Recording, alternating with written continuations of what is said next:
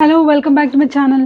ఈ వీడియోలో if so, if not, if ever, even if, as if ఈ ఫ్రేజెస్‌ని ఎలా యూజ్ చేయాలో చూద్దాం. So let's get started. So ఈ ఫ్రేజెస్ గురించి తెలుసుకోవాలంటే మనం ఇఫ్‌ని గురించి ఒక బేసిక్ ఇంట్రడక్షన్ అనేది ఉండాలనమాట. అంటే ఇఫ్ గురించి కొంతవరకు అయినా మనకు తెలిసుండాలి. సో ఇఫ్‌లో మనం మామూలుగా చెప్పుకుంటుంటాం 3 కండిషనల్ క్లాజెస్ ఉన్నాయని. ఆ క్లాజెస్ ఏంటో చూద్దాం. If you work hard you will pass. నువ్వు కష్టపడితే పాస్ అవుతావు. ఇది first conditional clause. So if you work hard you will pass. If you worked hard you would pass. ఈ రెండో క్లాజ్ ఏంటంటే ఊహ అన్నమాట. పాస్ అయితే అంటే నువ్వు కష్టపడితే పాస్ అవుతావు అనేది ఒక ఊహ. అంటే కష్టపడలేదు, పాస్ అవ్వలేదు. ఇది జరగలేదన్నమాట. సో జరగని వాటి గురించి యూజ్ చేసేటప్పుడు ఈ రెండో క్లాజ్‌ని మనం యూజ్ చేసామన్నమాట. దీని స్ట్రక్చర్ ఏంటంటే ఇఫ్ యూ వర్క్డ్ హార్డ్ అంటే ఇఫ్ తర్వాత సబ్జెక్ట్ దాని తర్వాత మనం పాస్ట్ టెన్స్‌ని యూజ్ చేయాలి. సో రెండవ క్లాస్‌లో ఎప్పుడు పాస్ట్ టెన్స్ ఇది ఊహకు సంబంధించింది. అంటే అసలు జరగలేదన్నమాట. సో జరుగుతుందో లేదో కూడా తెలీదు. అటువంటి వాటిని గురించి చెప్పేటప్పుడు సబ్జెక్ట్ తర్వాత మనం పాస్ట్ టెన్స్‌ని ఉపయోగిస్తాం.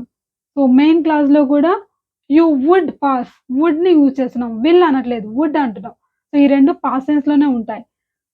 మరి మూడో క్లాజ్ ఏంటంటే if you had worked hard you would have passed your exam. If you had అంటే ఇది జరిగింది. ఇక్కడేంటి మనం రిగ్రెట్ అంటే ఇలా ఉన్ ఇలా జరిగి ఉంటే అలా అయ్యుండేది.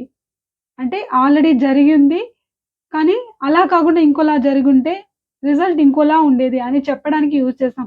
So if you had worked hard లేకపోతే if you had worked harder నువ్వు ఇంకా కష్టపడి చదివుంటే you would have passed your exam.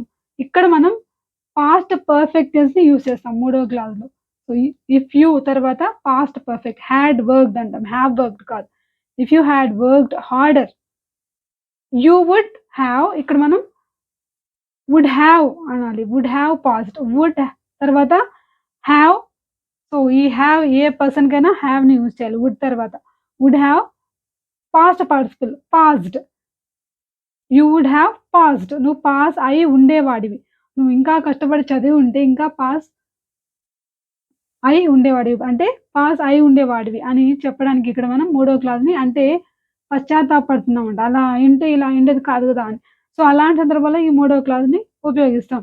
ఇక్కడ మనం మూడో క్లాస్‌లో చూసుకుంటే మనకు తేడా అనేది ఖచ్చితంగా ఉంటుంది. మూడో క్లాస్‌లో పాస్ట్ పర్ఫెక్ట్ టెన్స్‌ని యూజ్ చేస్తాం. రెండో క్లాస్‌లో పాస్ట్ టెన్స్‌ని యూజ్ చేస్తాం. సో, ఇప్పుడు మనం ఈ ఫ్రేజెస్‌ని ఎలా యూజ్ చేయాలో చూద్దాం. యాజ్ ఇఫ్, యాజ్ ఇఫ్ అంటే అన్నట్లుగా అని. She always behaves as if she knows everything. ఆమె ఎప్పుడూ ఆమెకు అన్నీ తెలుసు అన్నట్టుగా బిహేవ్ చేస్తుంది. ఎలా బిహేవ్ చేస్తుందంటే, ఆమెకు అన్నీ తెలుసు అన్నట్టు బిహేవ్ చేస్తుందని చెప్పడానికి she always behaves as if she knows everything.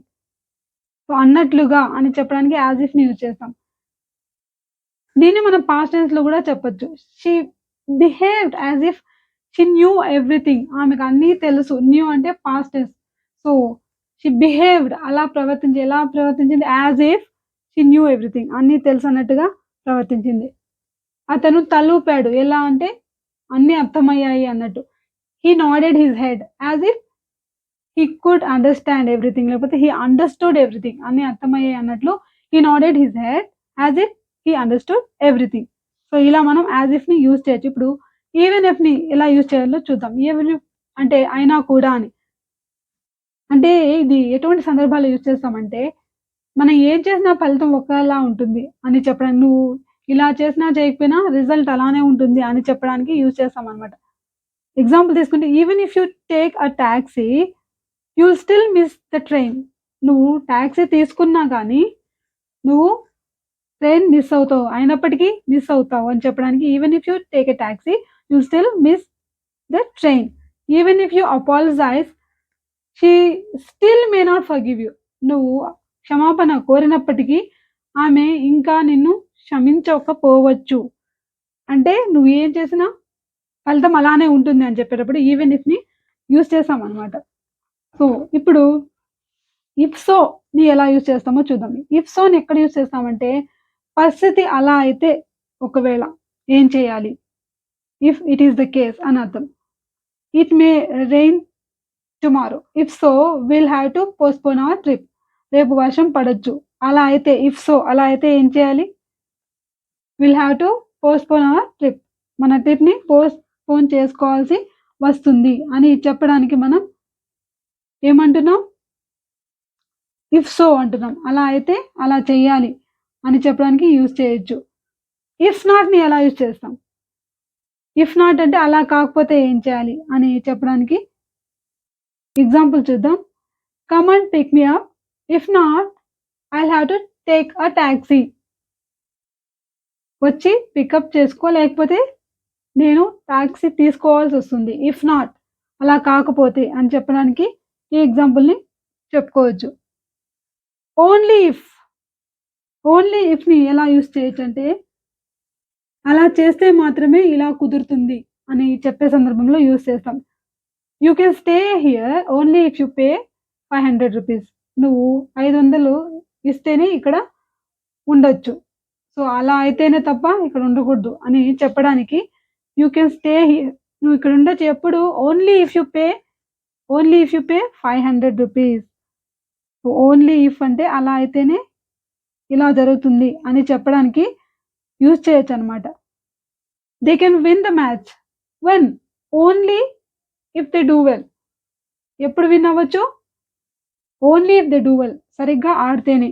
They can win the match only if they అంటే వాళ్ళు బాగా ఆడితేనే, నువ్వు డబ్బులిస్తేనే అని చెప్పే సందర్భంలో ఓన్లీ ఇఫ్‌ను యూజ్ చేస్తాం.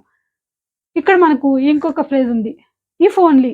ఈ ఓన్లీ అనే వర్డ్ ఇఫ్‌కి ఇవతల పెడితే ఒక అర్థం, అవతల పెడితే ఒక అర్థం. ఇప్పుడు ఇఫ్ ఓన్లీ అంటే ఏంటి? సో, ఇఫ్ ఓన్లీని మనం ఎక్కడ యూజ్ చేస్తామంటే 2, 3 క్లాజెస్ మనం ఇదివరకు డిస్కస్ చేసుకున్నాం కదా! అంటే ఊహించుకునేటప్పుడు గాని, లేకపోతే పశ్చాత్తాపపడేటప్పుడు. అంటే అలా అయుంటే బావుండేది. అలా అయుంటే ఇలా జరిగుండేది కాదు అని చెప్పుకునే సందర్భాల్లో యూజ్ చేస్తామనమాట. ఎగ్జాంపుల్ తీసుకుంటే, if only you had listen to me. నువ్వే గాని నేను చెప్పింది విని ఉంటే, if only you had listen to me. ఇక్కడ ఏమంటున్నాం మనం? పశ్చాత్తాపపడుతున్నామనమాట. ఇక్కడ మనం మూడో క్లాజ్‌ని యూజ్ చేస్తున్నాం. If you had if only you had listen to me. If only you had gone there sooner. నువ్వు అక్కడికి తొందరగా వెళ్ళి ఉంటే. సో, అలాంటప్పుడు మనం ఇఫ్ ఓన్లీని యూజ్ చేస్తాం. ఇంకొక సందర్భంలో కూడా యూజ్ చేస్తాం. అదెలా అంటే రెండో క్లాజ్‌ని గురించి మాట్లాడేటప్పుడు.